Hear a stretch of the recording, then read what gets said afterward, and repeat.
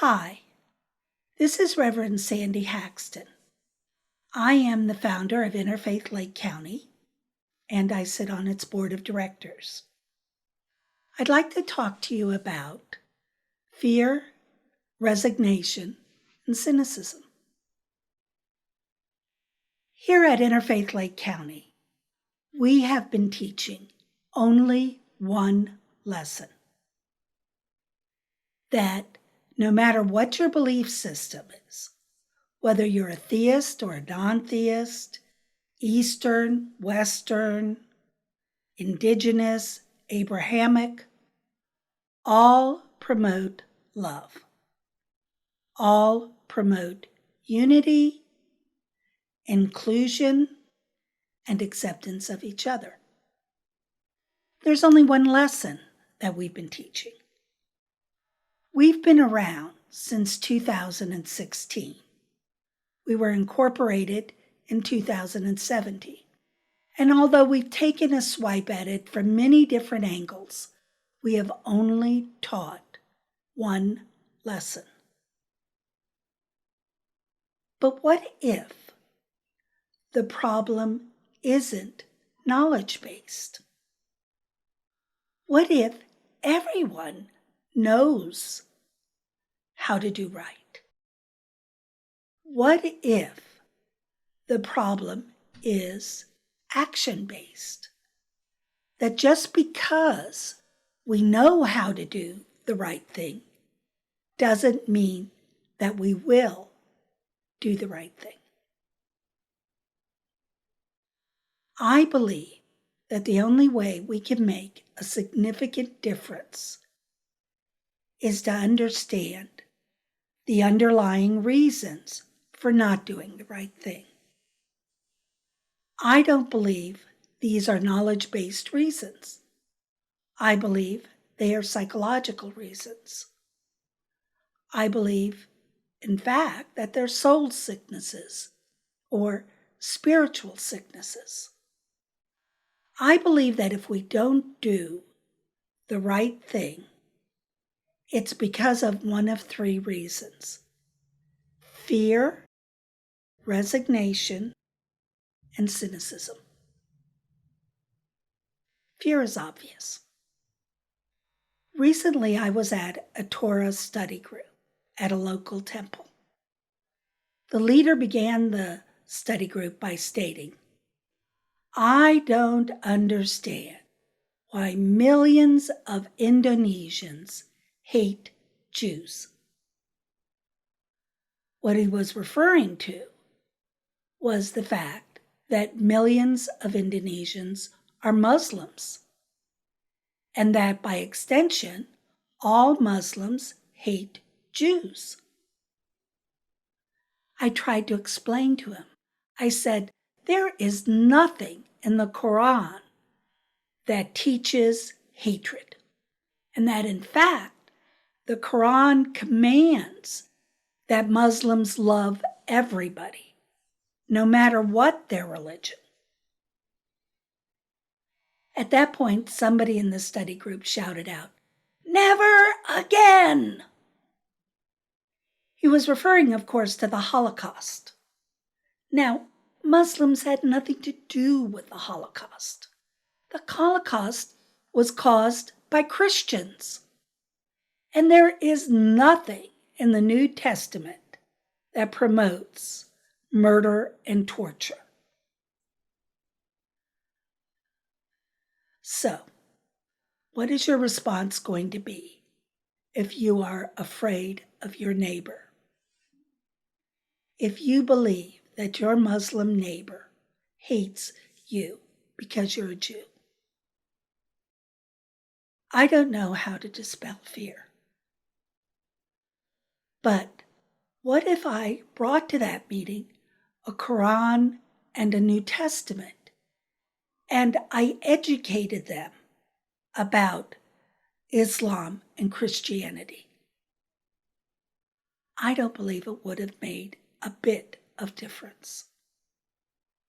I don't think a lecture dispels fear. Where do you go if you're beyond fear? Recently, I attended a meeting at the City of Tavares Police Department. The meeting was about racism. About 50% of the people in that meeting were citizens, and they were mostly African American. And about 50% of the people in the meeting were police officers, and they were mostly white. And a citizen was telling them how she taught her son. Her son was about to get his driver's license, and this is what she said to him. If you get pulled over by a police, the first thing you do is you raise your hands off the steering wheel, and then you become very compliant and passive. She was afraid that if her son was pulled over by a police officer, that his life might be in danger. And so then I explained to them from a white perspective. I said, nobody in my family, not any generation of my family, taught their children to fear policemen. We were told that the police were our friends, and that if we were ever in any danger, we were to go to the police. Now, our lives and our perspectives were determined by the color of our skin. None of the white police officers at that meeting got the message. And none of the African Americans in that meeting were surprised. This is the way it is. Trying to educate those white police officers was a waste of breath.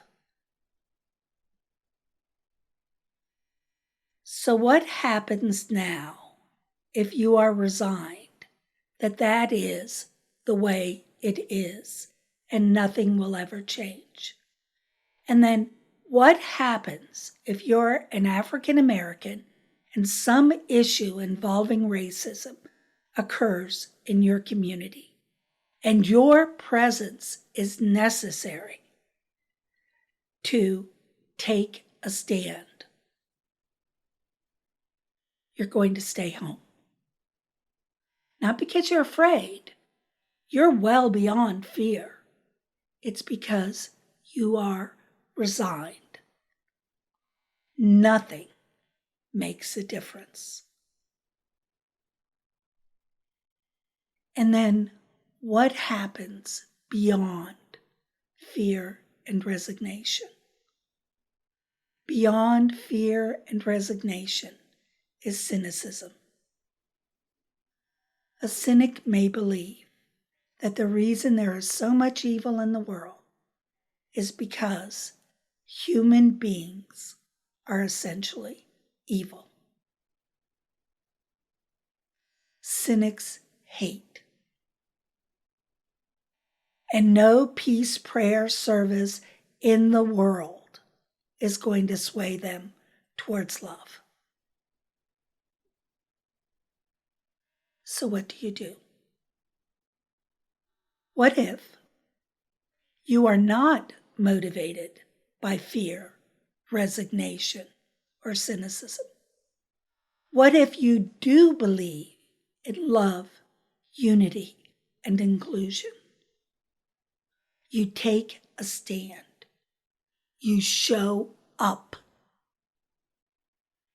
After this quarantine, there will be plenty of opportunities for you to show up, to take a stand. Take those opportunities.